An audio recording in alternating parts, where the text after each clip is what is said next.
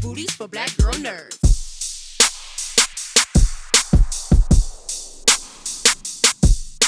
How are you doing today? Good, how are you? I'm doing fantastic. I just saw the movie, so I'm like still on that high. Oh, nice. Yes. Okay. For starters, with your character in particular, there was something you did that as soon as I saw it, I was like, I have to bring this up. So when you call out Jeffrey about the shiftiness with the eyes and not making eye contact, I do that all the time. Someone looks to the right, I'm like, you lying to me. So is there something you as a person, it could be actor or just in your personal life, that when someone does, it's like you read their character, like you're able to pick up on something right away? Sometimes, but humans are special in that they're very good at concealing what they really feel and think a lot of the time.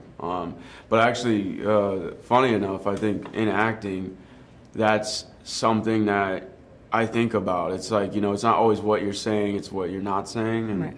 what you're trying to conceal that is the most interesting. I think, if you take on a character as if they're being completely honest, I don't think we see very many people like that, at least not for long usually.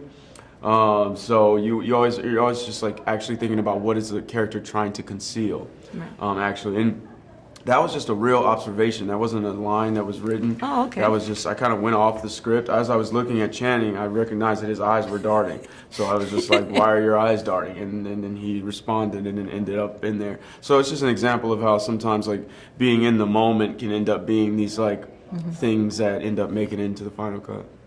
I love that, because then I was thinking, okay, well, he was looking away. I didn't know if that was intentionally in there. So yeah, thanks for telling us that. This is a wild story in general. I was born in '90, so I don't remember every little thing, but I remember some of it. So what part of this do you actually remember unfolding, or did you keep up with it at the time? I'd never heard of this before until this movie. I was like, what? And I read the script and then found out that it was real. So I was like, there's no way. And I'm like diving into the story. But yeah, it was crazy. I was just like, reality is always stranger than fiction. And one of the things I couldn't believe is that he actually set this damn dentist on fire to get rid of the records there. And I was like, that is wild. But yeah, he's such an interesting character. It was I knew it would be fun to go on the ride, especially with Derek and Channing. Yeah, no, it was, there's a lot of memorabilia. Of course, the big thing is going to be the Toys R Us, but seeing, like, the nostalgia of, like, Blockbuster and, like, the old McDonald's menus, even the prices, oh, my God, the prices. Yeah. Was there anything that you saw when you look back at the film where you're like, oh, man, that's just so nostalgic? Like, any piece of that in particular? Oh, absolutely. The Toys R Us in itself, going inside of one of those, man, it had been years since I've seen the inside of one of those.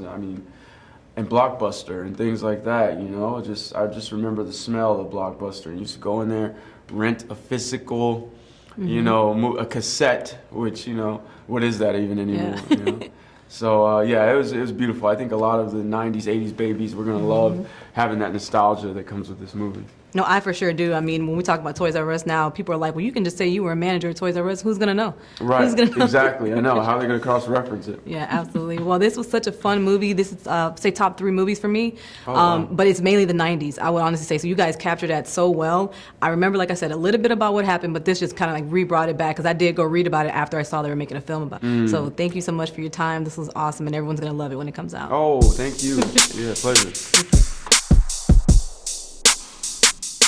Hello, how are you doing today? I'm doing all right. How are you? I'm doing fantastic. I just saw this movie today, so I'm still on that high. I was telling LaKeith the same thing. Like, I'm just excited about it. That's amazing. Yeah, it was super great. It's my top 3 favorite films that I've seen so far.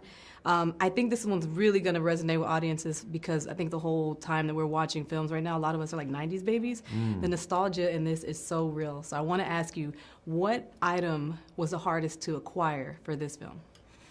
Well, we had to get like 25 Tickle Me Elmo dolls so Jeff could beat them, which was a real situation that happened in the real Jeff's life.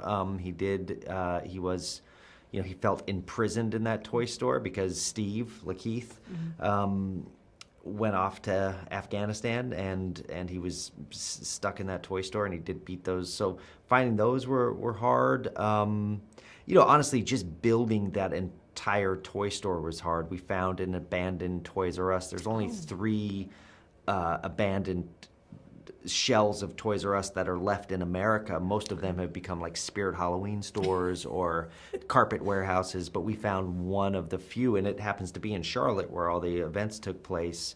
And just building the entire thing from the ground up, because there was no we had to put every one of the tiles on the floor. We had to put 8,000 fluorescent lights in the ceiling. We had to put all the shelves up, and then of course we had to fill it. You know, when you fill like a 40,000 square foot place with toys, it's a lot of toys. It's truckloads and truckloads. So we got some collectors to give us their toys. We bought a lot of stuff off of eBay, and then we donated it all at the end of the story.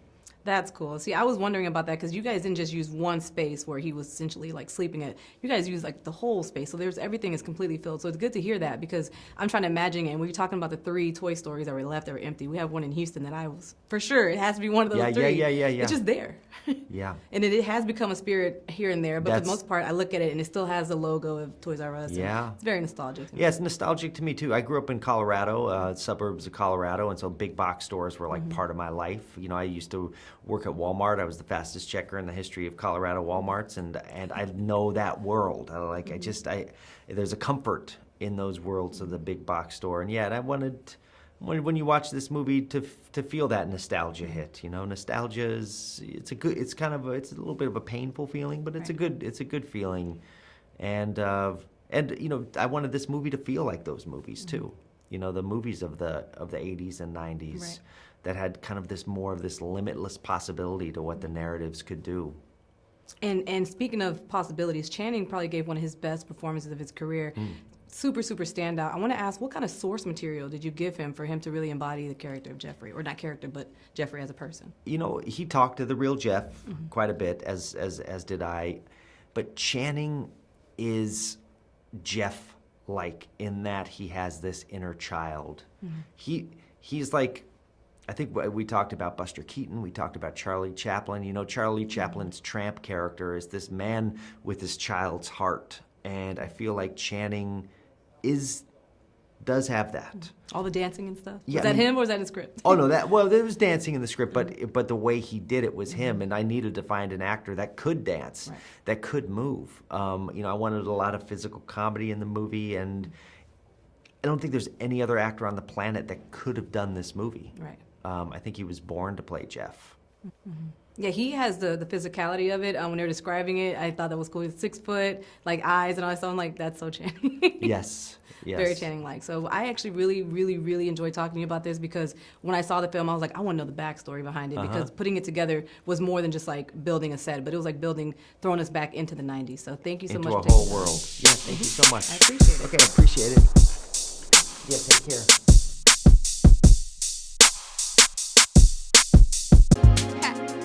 Better shake your booties for black girl nerds. Better shake your booties for black girl nerds.